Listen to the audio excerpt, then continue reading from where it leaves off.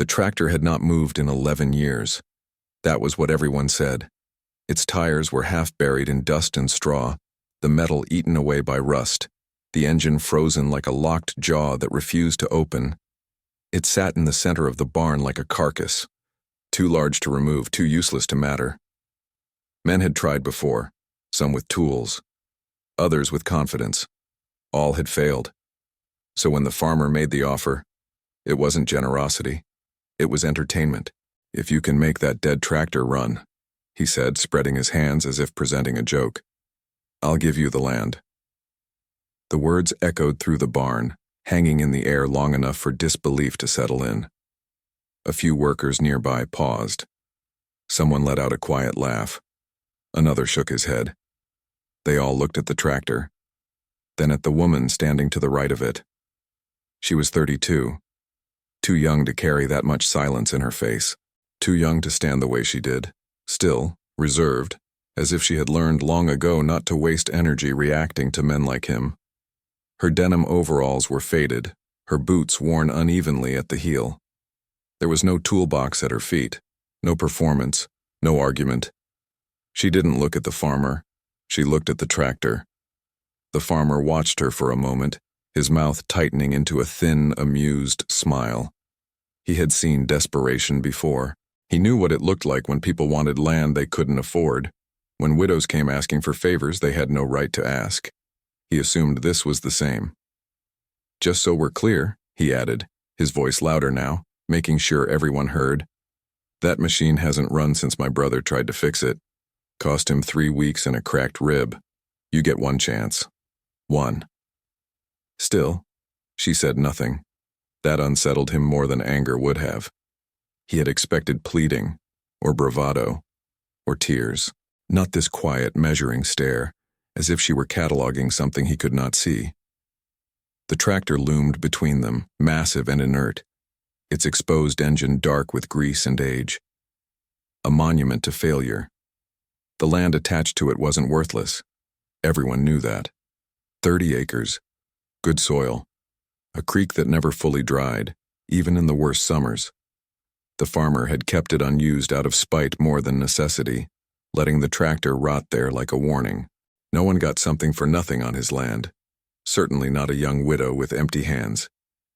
"You understand," he said, lowering his voice now. "If it doesn't start, you walk away." She finally moved, not toward him, but toward the machine. One slow step, then another. Her fingers brushed the rusted hood, not with hope but with familiarity, like greeting something old, something stubborn, something that had been waiting. No one in the barn realized it yet, but the challenge had already shifted, because the tractor wasn't the only thing that had been left for dead. And long before that day, she had learned how to bring broken things back. Not loudly, not quickly, but completely. No one remembered when the tractor had first stopped running, only that it had. It had been rolled into the barn years earlier, coughing smoke, dragging metal, and left there like a wounded animal that no one had the patience or courage to finish off. At first, people assumed it was temporary. A bad injector, a seized bearing, something simple. Then weeks passed, then seasons. Men came and went. Some arrived confident, sleeves rolled up, talking loudly about fixes before they even opened the hood. Others worked quietly for days, their optimism thinning with each failed attempt. One snapped a bolt clean off inside the block and cursed so hard he never came back. Another tried jump-starting it downhill and nearly lost a foot. Every failure added weight to the myth. By the time the woman stood in front of it, the tractor was no longer just broken. It was proven broken. That was why the farmer felt so comfortable making the offer. He leaned against a workbench now, watching her with arms crossed, the faintest trace of amusement still lingering on his face. He had already decided how this would end. She would try. She would fail. And he would walk away having proven something important. Not to her, but to everyone else. That hope did not rewrite reality. The woman circled the tractor slowly. She didn't touch the engine at first. She didn't lift the hood any farther or reach for a wrench. Instead, she listened. The barn creaked around them as wind slipped through gaps in the boards. Dust floated in the light from the high windows. She stopped near the rear wheel.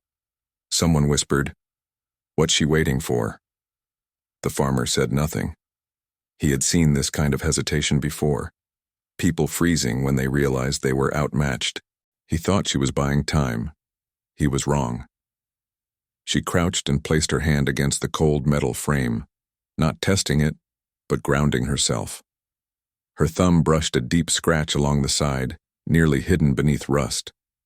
Her expression didn't change, but something in her eyes narrowed, focusing. The scratch wasn't from an accident. It was from force.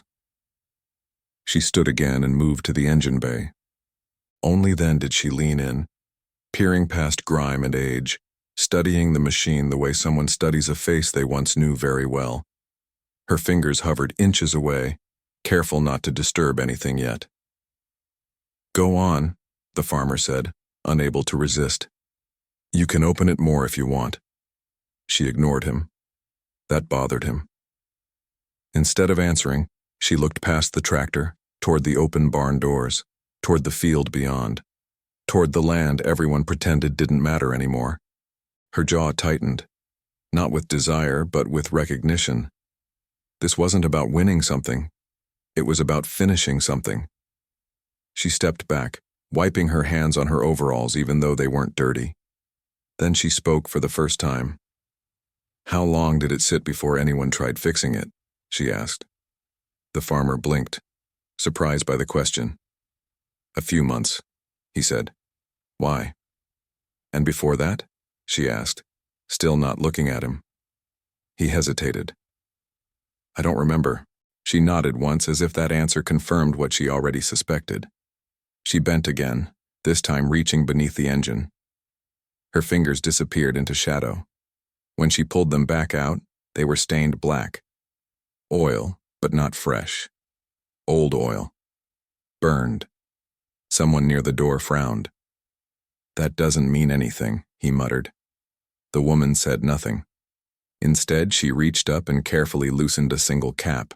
Not forcefully, not impatiently. She moved like someone who had learned the cost of breaking things by rushing. When the cap came free, she leaned close, inhaling once, slowly. The farmer watched her now with something closer to irritation than amusement. "What are you doing?" he asked. She straightened and finally looked at him, not directly but past him, as if he were a noise she didn't need to focus on. "Seeing who lied to it last," she said. The words landed strangely in the barn. "What?" he scoffed. She didn't explain. She moved to the side of the tractor and climbed onto the step beneath the cab, gripping the rail with practiced ease. The metal creaked under her weight. She paused there, one foot raised, as if reconsidering something. Then she looked down, not at the farmer, but at the ignition. And for the first time since she had arrived, her composure cracked. Just slightly. A flicker passed across her face. Not fear. Memory. Years ago, she had stood in almost the same position. Different barn, different tractor, same smell of oil and rust, same stubborn machine that refused to cooperate while everything else in her life had already fallen apart. Her husband had laughed back then, wiped his hands on his jeans, told her machines were simple things, honest things. They either worked or they didn't. He had been wrong. Machines remembered. So did people. She climbed down again and stepped away from the tractor entirely. The farmer smiled, relief spreading through him like warmth. He had seen this moment before. The surrender that came when people realized effort wasn't enough. "Well," he said, pushing off the bench, "you gave it a look. That's more than most. No shame in walking away." She turned toward him fully now, still calm, still quiet. "I haven't started yet," she said. He opened his mouth to respond but stopped. Because she wasn't asking permission. She was setting a boundary. She walked past him toward the far wall of the barn, where a pile of forgotten equipment sat beneath tarps and dust. She knelt, pulled something loose, and dragged it back into the light. a small, battered container. The farmer's smile faded. "What's that?" he asked.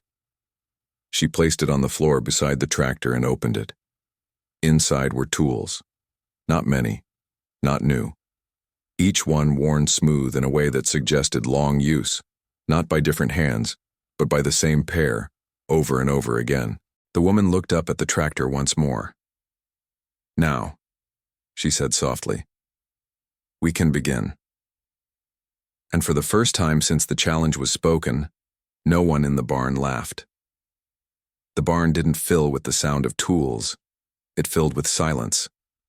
A thicker, heavier kind than before, like the air itself was waiting to see whether this would become another laughable failure, or something no one could explain later. The farmer stayed where he was, hands still half open from his earlier gesture, the one meant to present the tractor like a joke. Now his palms hovered in the air as if he didn't know what to do with them anymore.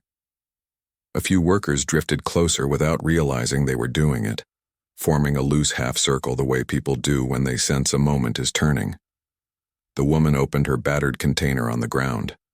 Nothing inside looked impressive. No fancy diagnostic equipment. No bright new parts. No modern tricks. Just old tools, worn smooth, each one bearing the kind of patient wear that comes from a single pair of hands using them again and again. She selected a short, heavy wrench and returned to the tractor. "Won't matter," someone muttered behind her. "That thing's dead." She didn't answer. Instead, she knelt in front of the engine and began loosening a part no one had touched in years, because it wasn't obvious. It sat tucked behind a tangle of lines and fittings, half hidden as if the tractor itself had learned to protect it. The farmer frowned. "Everyone's been in there," he said. "Even me." She paused just long enough for him to know he'd been heard. "No," she said quietly. They worked around it. Metal gave with a dry crack. One of the men took a step closer. Another folded his arms. The way she moved, the absence of hurry, the economical precision, was starting to feel wrong to them. She didn't look like someone trying to win a bet. She looked like someone correcting an old mistake. She eased the part out and placed it gently beside her toolbox. Then she wiped her hands on her overalls even though they weren't really dirty. "Who was the last person to try starting it?" she asked. The farmer opened his mouth and hesitated, caught off guard by the question. "My brother," he said finally. "Years back." She nodded once. "And before him?" "A mechanic from town." Another nod, slower this time, almost grim. "Then that's when it happened," she murmured. The farmer's jaw tightened. "When what happened?" She pointed toward the engine. "The first mistake." A few men exchanged looks. "Mistake?" one scoffed. "The mistake was buying that scrap heap." The woman rose slowly. "No," she said. "The mistake was trying to make it run like an ordinary tractor." The farmer forced a short laugh. "And it isn't?" She looked at him, not with anger, not with pride, but with something colder. Certainty. Not after what someone did to it. The barn seemed to contract around that sentence. The way she said it didn't sound like an opinion. It sounded like a diagnosis. She leaned in and ran a finger across a dark stain on the metal, where heat had left old scars. Then she smelled what clung to her fingertip. Burnt. Not recent. Not accidental. "The engine seized because somebody forced a start when it was already dying," she said. "And when they realized what they'd done, they tried to compensate." The farmer's amusement was gone now. "Compensate how?" "More fuel," she said. "More pressure, more force." She straightened. "That's how people break things forever." Silence spread again, uncomfortable and slow. The farmer felt a strange sensation he didn't like. Being watched by someone who could see farther than he could. Someone who wasn't impressed by his land, his money, or his certainty. "You're saying nobody here knew what they were doing?" he asked, defensive. She didn't answer right away. Instead, she stepped onto the tractor's side ladder and peered into the cab. The seat was cracked and sunken, still holding the shape of the last man who'd sat there. She touched the steering wheel with 2 fingers, lightly, like touching a memory. "I'm saying," she replied carefully. "Someone tried to beat it, and when they should have listened." A man near the door snorted. "That doesn't mean anything." The woman climbed down and faced them. "How many times did you try to start it?" she asked. No one answered. "How many times did you fail?" Still nothing. She inhaled once, slow. "How many times did you hear what it was doing before it died?" The farmer felt something tighten inside his chest, and suddenly, without warning, he remembered the sound. The day it stopped for good. The uneven metallic knock. The way the engine didn't just brake, it warned. He remembered telling his brother to try again. To force it. Because giving up cost time, and time cost money. She crouched again and pulled back another cover panel. Then one of the men actually sucked in a breath. A component, mounted wrong. Not wrong enough to prevent it from running right away. Just wrong enough to cause damage slowly, quietly, over time. The kind of wrong that ruins a machine while letting the operator believe everything is fine. Until one day it isn't. "That isn't where," she said. "That's haste." The farmer's face warmed. "Are you saying it's our fault?" She closed the panel and stood. "No," she said. "I'm saying it belongs to whoever couldn't tolerate patience." She picked up her tools and slid them back into the container. "But it doesn't matter anymore." The farmer crossed his arms, irritated by how calm she was. "So can you fix it or not?" She looked at the tractor again, like she was listening to something no one else could hear. "Maybe," she said. "But not today." The farmer's brows snapped down. "What do you mean, not today?" She tilted her head slightly, eyes tracing the engine's exposed shape. "Before I try to bring it back," she said, "I need to let it rest." The farmer felt a chill of annoyance, almost fear, because it sounded insane, and yet she didn't sound insane saying it. "Rest?" he repeated. "It's a machine." "Not everything that breaks," she said quietly, "is ready to be forced awake the same day." She closed the container and started toward the barn doors. The farmer stepped after her. "Where are you going?" She stopped, but didn't turn around. "Back tomorrow," she said. "Why?" Her answer came without drama, without explanation, just a statement that landed like a warning. "Because if I try it now, it dies for good." And for the first time since he'd made his offer, the farmer realized something that made his stomach tighten. He wasn't in control of the timeline anymore. The barn felt wrong without her. That was the first thing the farmer noticed the next morning. The tractor stood exactly where it had been left, unmoved, unfinished, its engine still exposed, its bulk casting the same long shadow across the dirt floor.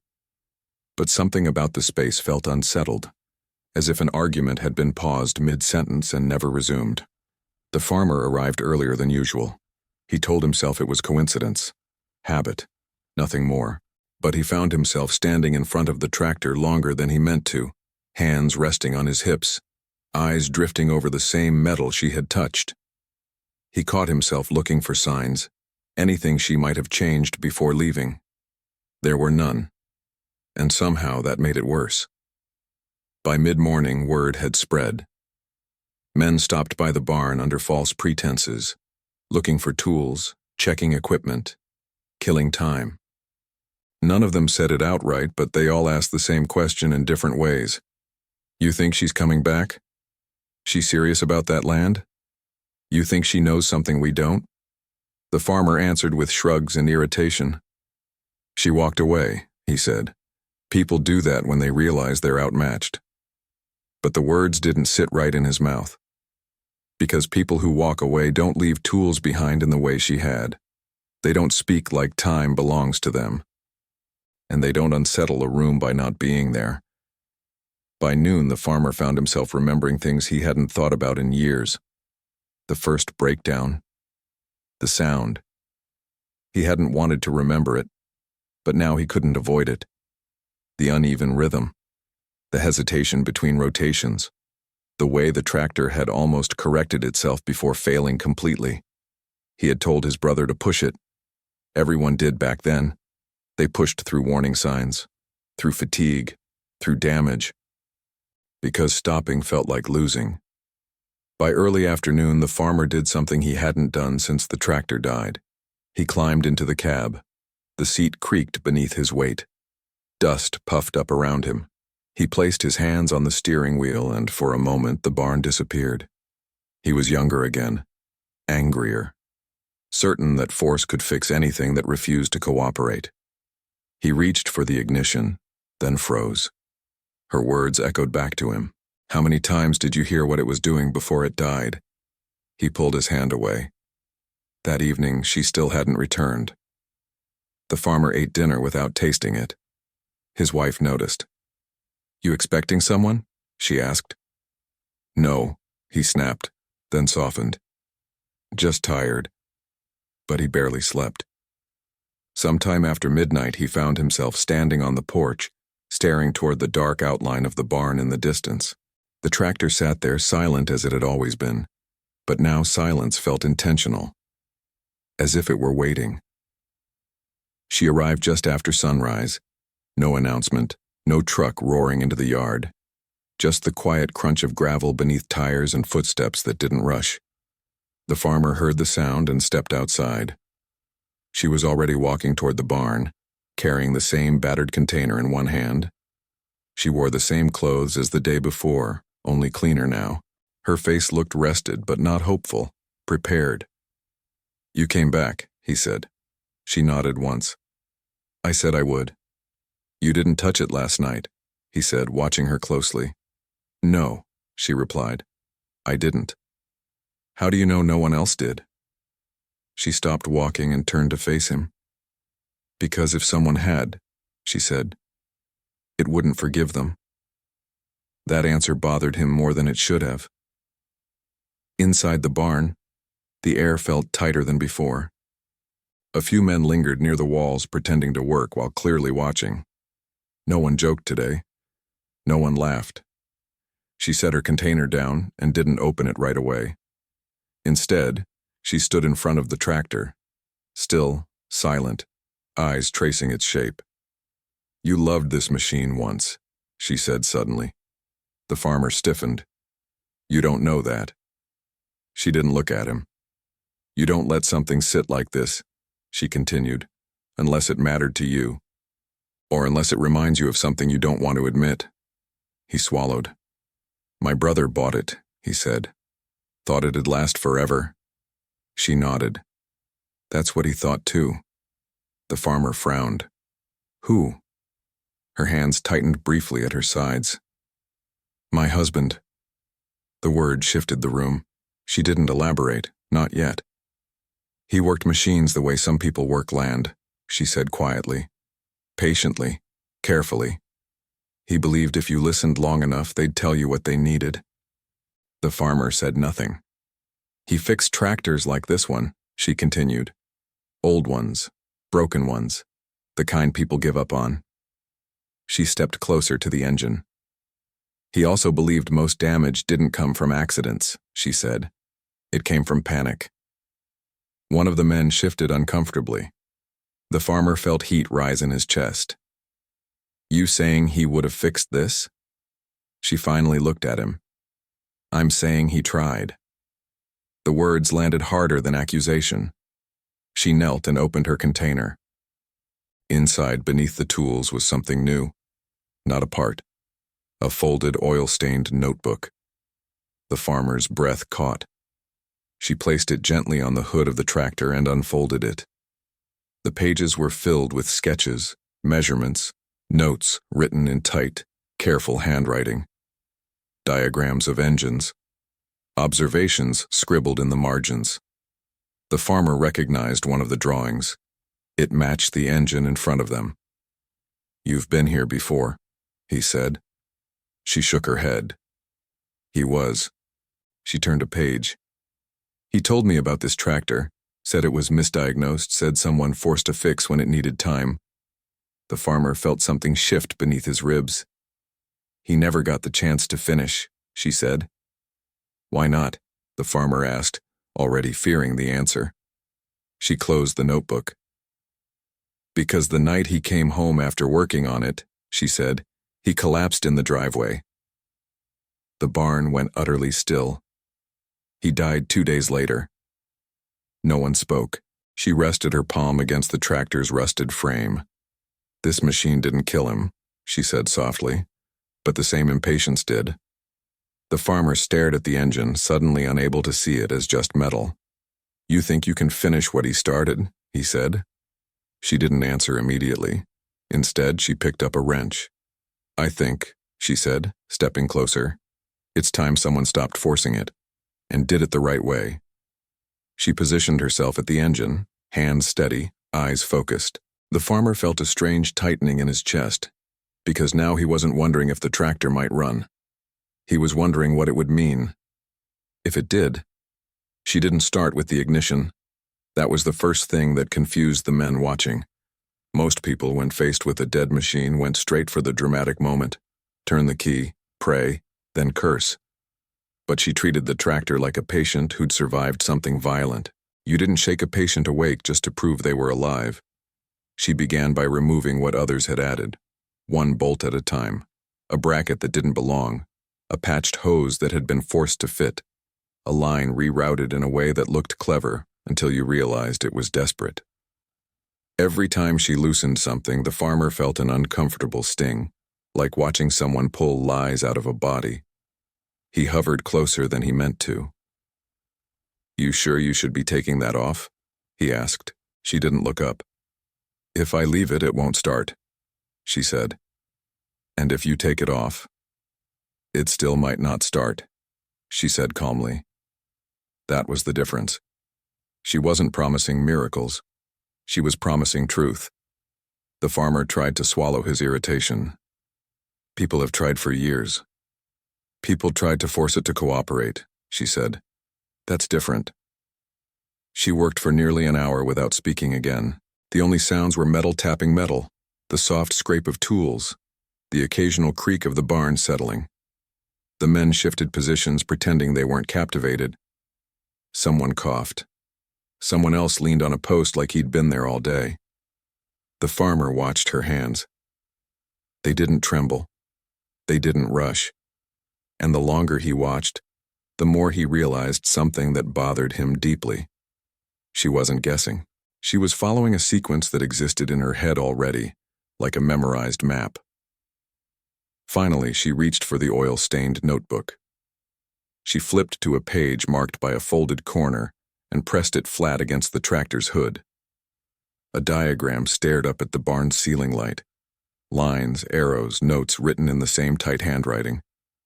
The farmer felt a surge of something he didn't want to name. Jealousy, maybe, or guilt.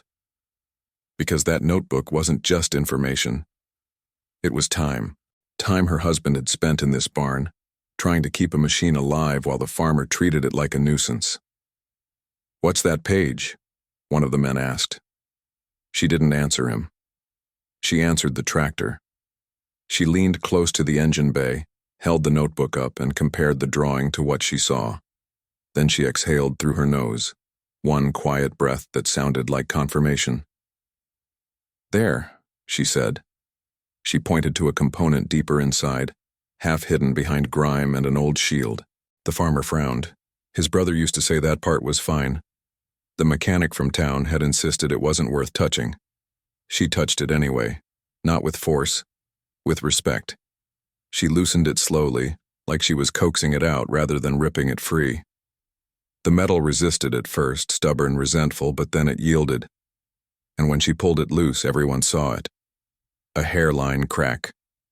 Small enough that a rushed person would miss it, but not small enough to forgive. A low murmur moved through the barn. That would do it, a man whispered. The farmer's throat tightened. He stared at the crack as if it were a confession. She set the piece down and wiped her fingers on a rag. This is why they kept failing, she said. So replace it, the farmer said quickly, eager now. You brought a spare? She looked at him for the first time in minutes. No, she said. The farmer blinked. Then how? I didn't come to swap parts, she said. I came to undo damage. She reached into her container again and pulled out something that made the men squint. It wasn't a fancy replacement. It was an older part, different shape, older design, cleaned, oiled, carefully wrapped, a salvaged piece. The farmer's voice sharpened. Where'd you get that? She didn't answer. Because the answer would have opened a door she wasn't ready to open yet. Instead, she fitted the part gently into place, aligning it with a patience that felt almost ritual. When she tightened the bolts, she didn't over-tighten. She didn't chase the satisfying final twist that men always chased. She stopped exactly when it was right. Then she stood back and stared at the engine. The barn held its breath. The farmer felt his pulse in his ears. She didn't go for the key. She didn't even climb into the cab. Instead, she reached for a hand primer and pressed it once, twice, 3 times. The tractor made a faint sound, just a soft internal click. The men leaned forward. The farmer couldn't help himself. Just try it, he urged. Turn it. See? She shook her head. Not yet. The farmer's patience frayed. Why not? You've done all this. She pointed to the notebook without looking at it. Because if I turn it too soon, it will run dirty. If it runs dirty, it will seize. And if it seizes... Her voice trailed off. The farmer knew the end of that sentence. It dies for good. He swallowed hard, anger and fear mixing into something sharp. You're treating it like it's alive, he muttered. She didn't deny it. She reached down, adjusted a line, then stepped back again. She checked the fuel, the air, the pressure. It was meticulous, almost obsessive. The farmer felt humiliated by how little he understood. Finally, she climbed into the cab. The room shifted. Even the men who pretended not to care straightened slightly. She sat on the torn seat as if she belonged there.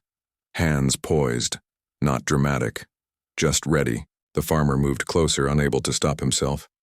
You get one chance, he said again, quieter now, like repeating it might reclaim control. She didn't respond. She turned the key to the first position. A small light flickered. Then she paused. Seconds stretched. The farmer's fingers curled into fists.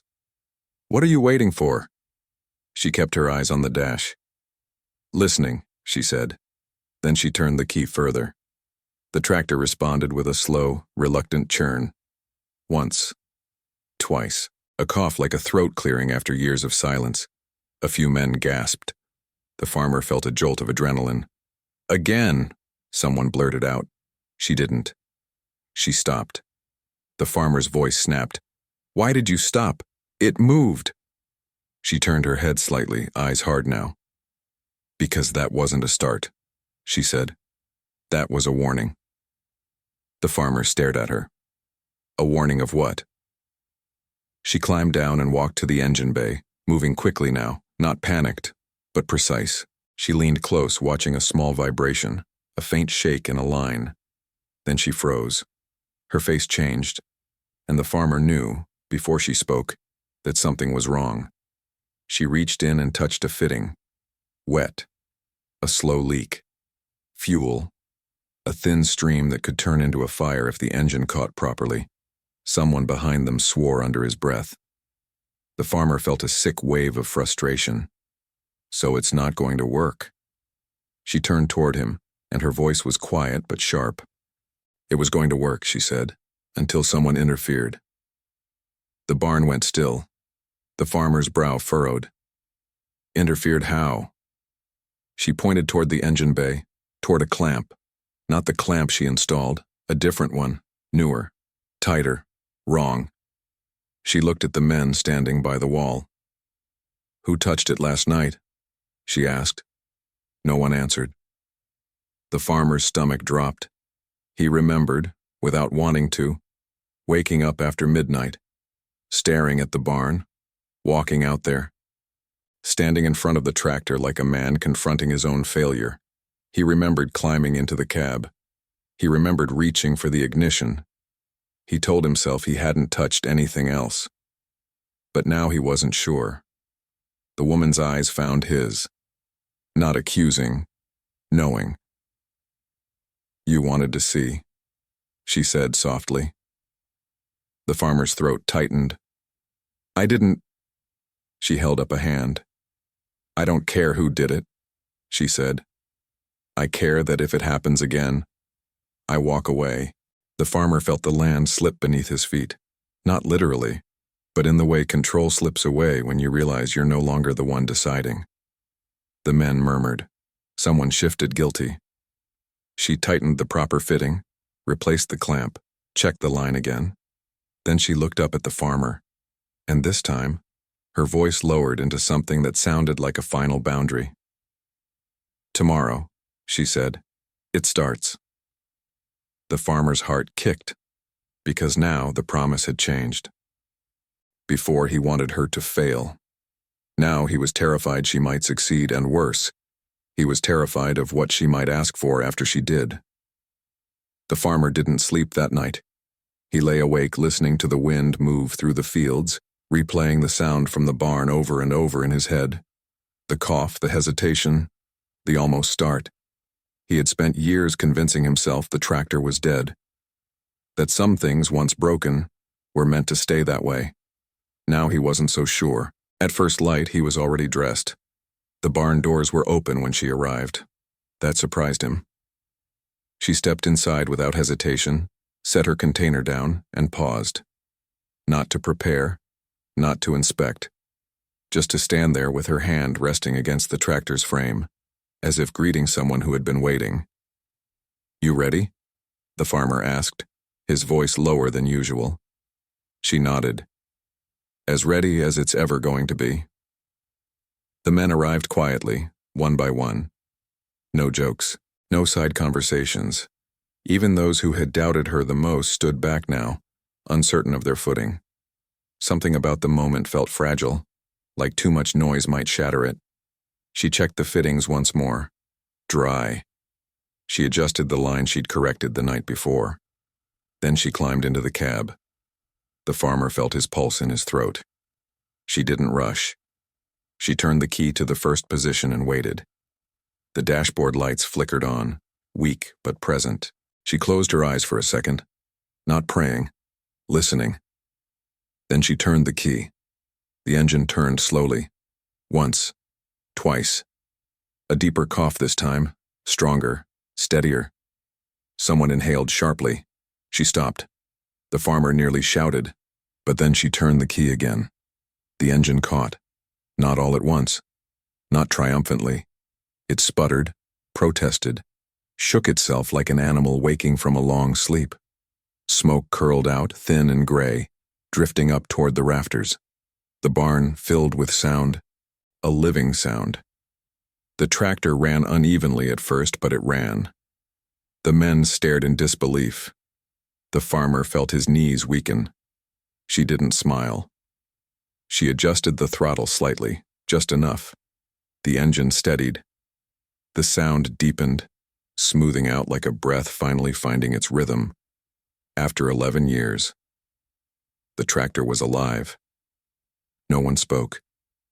She let it run for a full minute, 2, 3. Then she shut it down. The sudden silence felt deafening. The farmer stared at her. "Why'd you stop it?" She climbed down slowly. "Because proving it can run," she said, "isn't the same as letting it live." She waited a few seconds. Then she climbed back up. This time, when she turned the key, the tractor started without protest. Clean, confident. The farmer felt something break loose in his chest. He stepped forward. "The land," he said, his voice tight. "It's yours. I said I'd—" She raised a hand. "That wasn't the deal," she said. He frowned. "What?" She climbed down and faced him fully. "The deal was," she said carefully, "if you can make it run, I'll give you the land." "Yes," he said. "And you did." She nodded. But I didn't do it alone. The farmer didn't understand. She reached into her container and pulled out the oil-stained notebook one last time. She opened it to the final page. There was one last thing he never got to do, she said. One correction he knew the tractor needed, but never had the chance to finish. She handed the notebook to the farmer. He looked down at the handwriting, at the notes, at the final line written at the bottom of the page. When it runs again, don't keep it. Give it back. The farmer swallowed hard. He didn't want it? He asked. She shook her head. He wanted the land to keep working, she said. Not to be owned out of pride. He said machines don't belong to people who use them as trophies. The farmer felt heat behind his eyes. What are you saying? He asked quietly. She met his gaze. I want half, she said. The men murmured. Half the land? The farmer asked. She nodded. The half attached to the tractor. I'll work it, maintain the machine, keep it running. The other half stays yours. The farmer stared at her, stunned. And the tractor? He asked. She placed her hand on its hood. It stays right here, she said, working where it belongs. The farmer turned away. He walked a few steps toward the open barn doors and stopped. The field stretched out in front of him, quiet and familiar and suddenly different. He had spent years letting that land sit unused, not because it was worthless, but because it reminded him of mistakes he didn't want to face. He turned back. What if I say no? He asked. She didn't hesitate. Then I leave, she said. And you'll have a running tractor you won't understand, and land you'll still be afraid to touch. The truth of it hit him harder than any accusation. He looked at the tractor again, at the woman standing beside it, at the notebook in his hands. Finally, he nodded. Half, he said. She exhaled for the first time all morning. The farmer extended his hand. She looked at it for a moment, then shook it. The grip was firm, not triumphant, honest. Weeks later, the tractor was back in the field. It ran every morning, and the farmer found himself watching from a distance, not with ownership, but with something closer to respect. The land produced again, slowly, properly. Sometimes he saw her pause mid-task, resting a hand on the machine, listening. And every time the engine started clean and strong, he was reminded of the thing he had learned too late, but not too late to matter. Some things don't need to be conquered, they need to be understood. And sometimes the greatest repair isn't to a machine, but to the pride that broke it in the first place.